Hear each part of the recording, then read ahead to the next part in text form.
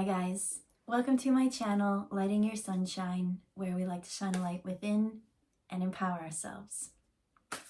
So no message, let's just hop in and see what Spirit wants to share.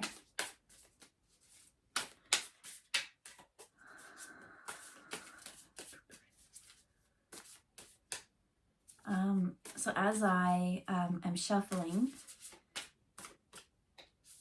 mostly like the back of this card, like how it's all brown, I'm getting a lot of like rocks and dirt coming through. I kind of like taste the dirt in my mouth.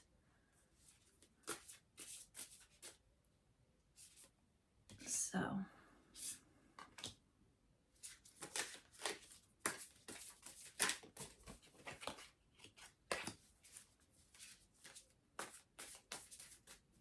okay. So there's this where do we want to keep these? Right here. All right, so there's a little bit of a fight or a conflict or struggle. And when I said that I kept tasting dirt, I kind of got the image of like being buried and not getting the best feeling from it. And so let's look at the cards we have here. So a lot of them are in reverse. So we have the Fool in reverse. We have the Knight of Gems in reverse. We have the Five of Gems in the upright. And then we have Strength in reverse. And then last but not least, we had Hup with his Knight of Gems. So this is the one that kind of came out, and what I'm getting is this is your energy. This is, it was a false start. They're showing Hup. So Hup as a podling wanting to be like the Knight's Guard. And so kind of went into battle and did take a hit or a loss. There was a little bit of foolishness in it with the Fool in reverse of not quite being prepared. And with the gems, it is not being prepared financially. So it's not quite that you didn't have the skill. Hup was the very first podling who was like honored as the Queen's Guard, Knight's Guard. I forget what they call them. And so it did come down to this King of Gems. So this is who Hup is fighting against. It's a King of Gems. It's someone who has so much money and power, but they're not using their money and power to empower everyone, right? This is the treasurer, the Skeksis. And so here is the Strength in reverse. He has so much money. Like in this, let's say if it was a fight or a war, they just have so much money in weapons and things just to bury you. And so that's what they're showing with Hup and that buried dirt in my mouth taste. So I'm seeing Hup go out there, and who is this? I just want to see who's on the card for Strength.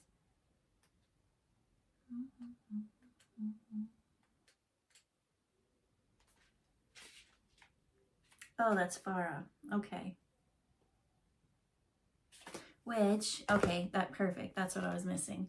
So, Farah, she was the Madra, right? And so that's Jurgen's sister. And so, yeah, she had a responsibility to take care of her clan and everything like that. And so we'll say like Hup being part of that, because he was with not Jen, but the Ryan. Sorry, it's been like quite a while and the names are lingering there, but not. But I think it's always better. You don't need the cards for the story, but I think when you know the story, it just makes it so much more engaging. So, right, Hup hangs out with Brea, who hangs out with Ryan. And so in that books, Ryan is A-okay with Farah. But the thing with Farah is she was told that this is going to happen. Please don't go out and attack. And that's kind of what the Hup energy is showing. So she went out there, right? Remember those like little spider things that like hooked onto the face and like took over your minds and could control you? She was warned. And because she lacked that knowledge to know that that even was a thing that she was up against, whereas over here, the treasurer, he's not going to play dirt. He's going to play dirty. He's not going to play by the rules. And so with Hup, I'm getting this, I guess you are a blending of Hup, right? Hup being a little bit lesser, weaker than, right? The podling to the Gelfling. Not necessarily true, because it really is the spirit. But in this case, we'll say Gelflings just are a little bit stronger, right? They've got a little bit more essence. And then for Farah, also thinking that she was ready before she was, and not being prepared of what was to come, the battlefield. So it has taken us to this moment that sideswiped us. We looked a little bit foolish. And so finances have taken a hit. And now over here, the Skeksis have kind of won a little bit of playing ground. So I'm getting a little bit chills now in the back here. And it has to do with the elbow.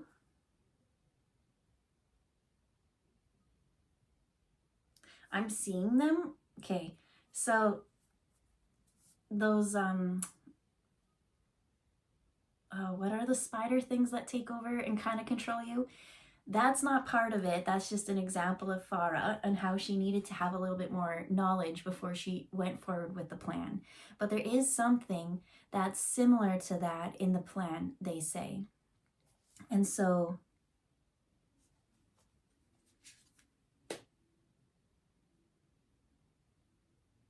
whatever, that insight just left. Okay, let's pull some more. Some more cards.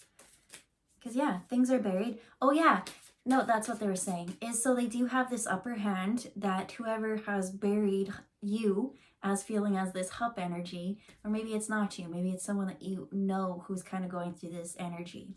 Whoever it is, this is an energy of someone who's defending something that they believed in full-heartedly. It was of valor. It was of purpose. And as they went into this, it did get shut down, and it was very hard to see. Sometimes in energies, right? We always want to root for like the good guy, but who's to say what's good and what's bad in a moment? I think when you step away, they say, and you see the bigger picture, you'll know. But there's a bit of foolishness. So how can we grow from this foolishness? Because it really was just a little bit of needing more knowledge. Because what are they saying? Yes, if they had known about this trick or this thing that was coming around the bend, I'm hearing she'll be coming around the mountain when she comes. I don't know why we're hearing that. 6 white horses, that's coming out from the song. But it's like if you had known, you just would have had a different plan. You would have come from a different direction and it would have been a little bit more successful. So Spirit really wants you to pick yourself up and not feel like such a fool. It's time to strengthen yourself again. And yes, you did take a beating when it comes to resources and finances and things like that. But again, it's the Spirit. Spirit is saying that it's not what you have. So I don't know what it is that you're conquering or going for, but you really don't need to have as much money and resources as the treasurer who plays dirty. You just need to have, I'm hearing shoes on your feet and a little bit of better smarts in your brain. They said it in like a Dr. Seuss way. And now that I think about it, somebody mentioned in the comments the other day that I see it as a Dr. Seuss. So I feel like your energy is kind of playing up in this.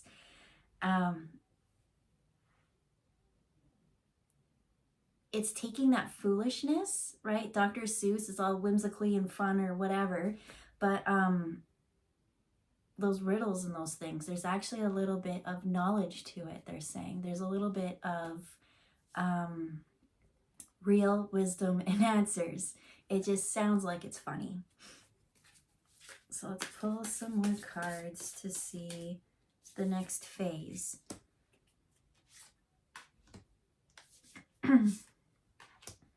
So, as I said, the first go round, interesting. So I said at the beginning that I felt I saw lots of dirt. I tasted dirt in my mouth being buried and lots of stones. And so in this one, we've got 10 of stones. We have 8 of stones, Ace of shards, and then the King of stones in reverse. So King of stones in reverse does go with the treasurer. So here, my least favorite, we got Chamberlain. And so who is Chamberlain? Chamberlain is the politician. He's the counselor. He's the one that is that, and that's what I said in this one. Like, as much as they say and do, they're tricky and they're sneaky. And that's what counselors or politicians kind of give off. They say one thing, right? They just want to get to that seat. They just want that energy of feeling like that they're smarter. And so that's what they're saying is it's not a resource thing that you need. It's not the money and whatnot. Because if you actually had the right answers and knew what was coming, you just would have came in from this side. And so now, as I said, I was buried in the dirt. The stones are kind of coming. Obviously, the stones came first, right? That attack. And so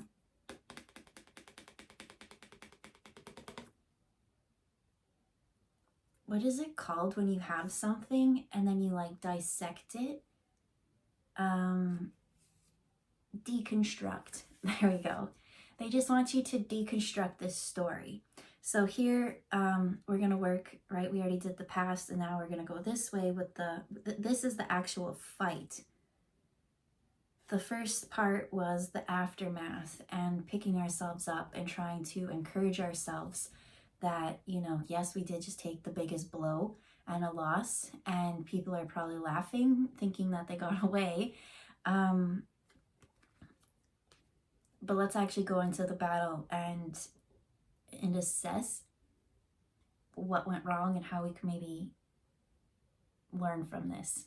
So we got 10 of stones.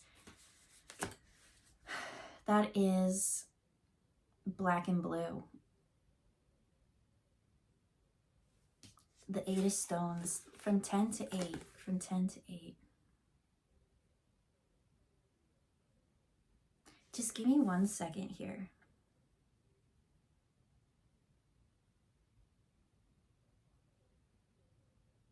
Okay. So in this deck, the stones is swords. So 10 of swords is being stabbed in the back so many times that there's just not even one more spot that that there's room to be stabbed. So let's switch it over to stones. That you have been riddled, black and blue, with so many stones. I'm just hearing that this was almost, once the stoning happened, someone just got kind of carried away with it. Like within reason, they should have stopped now, and they just kept going and going and going. And they're actually saying that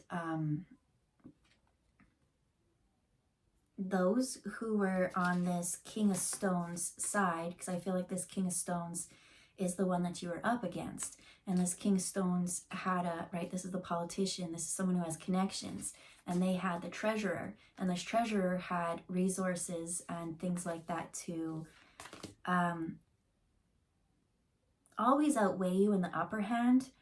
But with this politician counselor vibe, seeing it just be so disrespectful, the people around them on the cabinet or council or friends or family or whatever it is, they saw it. And so here with the 8 of swords, that would have been you being trapped, and they just kept seeing, they felt bad. It was almost like you kept freeing yourself, and they knew that you were innocent. that it was that you had something, that you had this vigor or zest. And there's that Ace of Shards. It's, you had that essence, right? You're the Gelfling. Wow.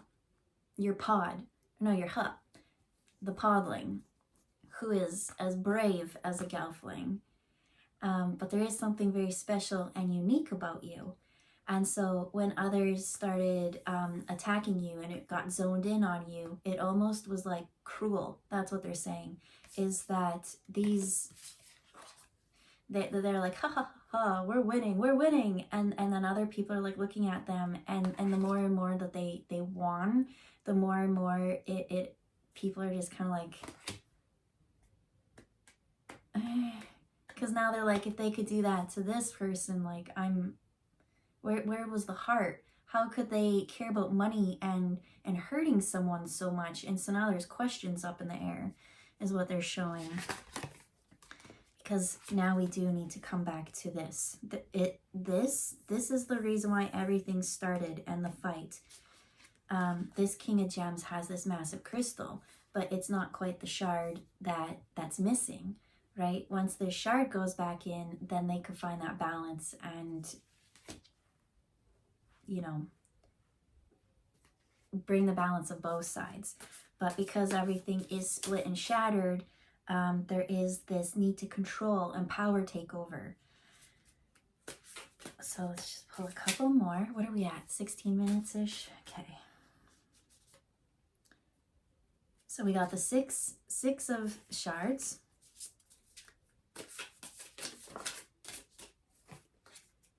With the moon.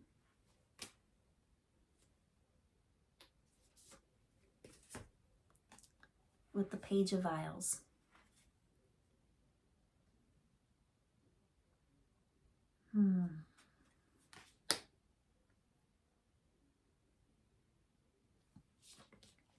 Okay, so this is Six of Swords. This is after the battle, after everything kind of happens, I'm just seeing kind of like carnage on the ground. And so everybody who did get defeated, but still conscious enough to pick themselves up. I see everyone like Farah and Hup retreating. And so it is sad, but it is moving away from more of this stoning, that now, like I said, that this is almost power hungry. It's starting to hurt others at the expense of not even, like, they've gotten what they wanted. They got all the treasures, they got the land, they got the everything. So now the fact that they keep doing all this is, it's really sad, actually. But it's greed and it's power struggles. So it's moving on to a safer place just to recuperate. That's all it needs to happen. And so in there's where the moon, let me check one thing, because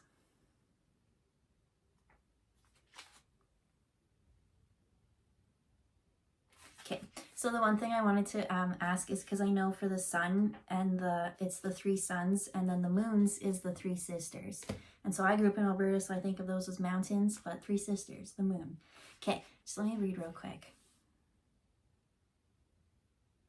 It says, of the three moons called the three sisters, the hidden moon is the smallest, but does the hidden moon truly exist? Or is it the product of an overactive imagination?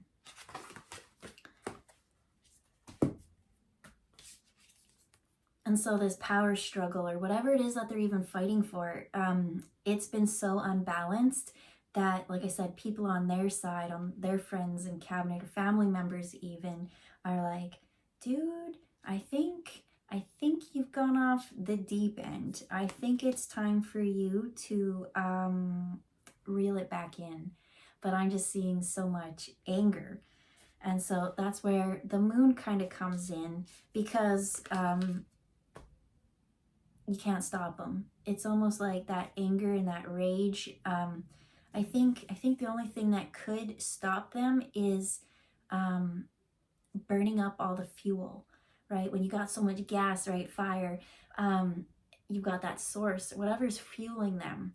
And so I hope that fuel is not coming from others, right? Especially with Skeksis, they're stealing from the Gelflings. But what I'm getting from this is this anger is like, you know, where they are, they got so much food, so they eat, and it's whatever that source is. And so once that kind of tapers off, they show, that's when it shows just the energy starting to slow down a bit. But that's not going to happen for a really long time, because they have the treasurer on their side, and they have stores that are so vast and so grand. And so here we've got the little, oh, what's his name again?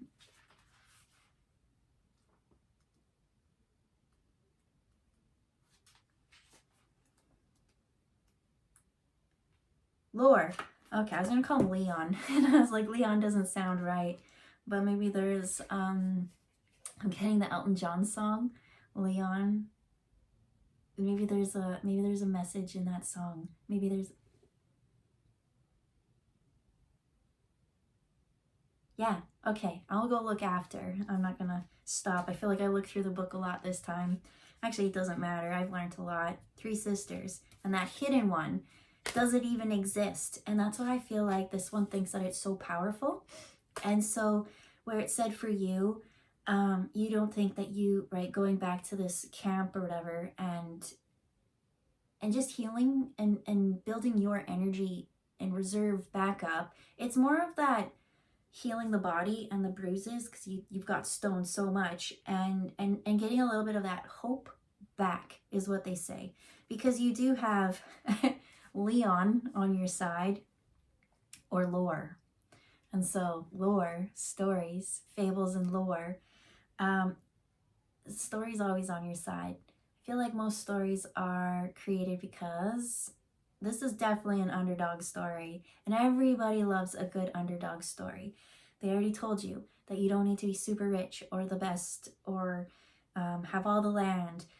They just said this was a learning opportunity, that you didn't have all the information, and so if you come the other way, recoup and learn a bit, I think it's going to be, what am I even saying? I do see a second battle coming, but as they said, this one's going off crazy. This one's like running on steam and anger, and it's like a volcano.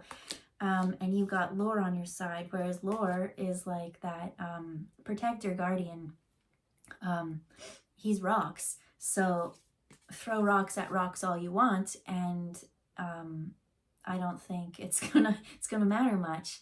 And so this is on your side. It's almost like yes, you aren't strong enough, right? You are podling with a Gelfling spirit, so spirit has sent an ally on your side. So lore is more of the mythological spirit guides that we can bring through our stories to make us have a layer of protection even more.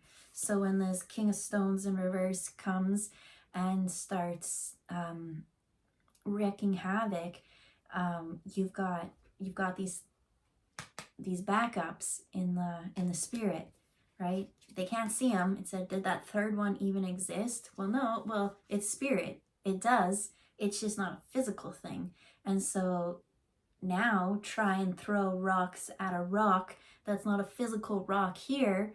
Well, you're going to get rocked. That's what they say.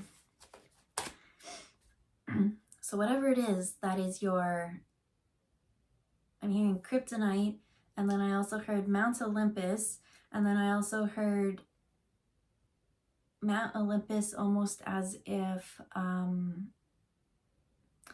was going to say Mount Everest, but they're like, no, we said Mount Olympus. It's Olympus. So there's something to do with Olympus that I don't quite understand, but maybe that will open up with your guides, your mythological lore, that just is protecting you from the unfairness. Just because others think that they're better, blah, blah, blah, blah, No, they're not. We know this. So let's pull one more card to end on this. We've got the Queen of Shards.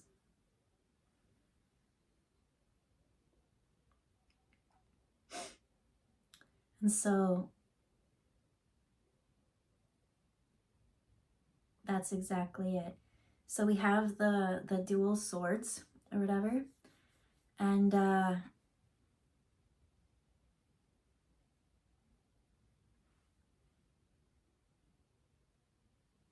sorry.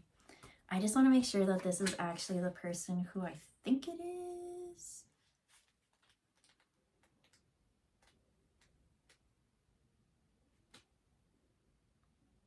Oh, that's Brea.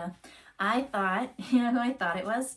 I thought it was the Madra to Deet in the underground area. And then you know how she has that walking stick and they're like, we can't find the other half of that one sword. And she's just like, this one? And then I was like, see, because that thing that you think that you don't have, it's there. But here, Brea is sitting with it. But I feel called to read this one. It says, naturally charismatic and curious, the Queen of Shards encourages you to embrace your power. Be relentless about what you want, whether it's abolishing tithing ceremonies or having access to the entire Vapran library. You inherently know what's right. Now you just need to create the world that you want to live in.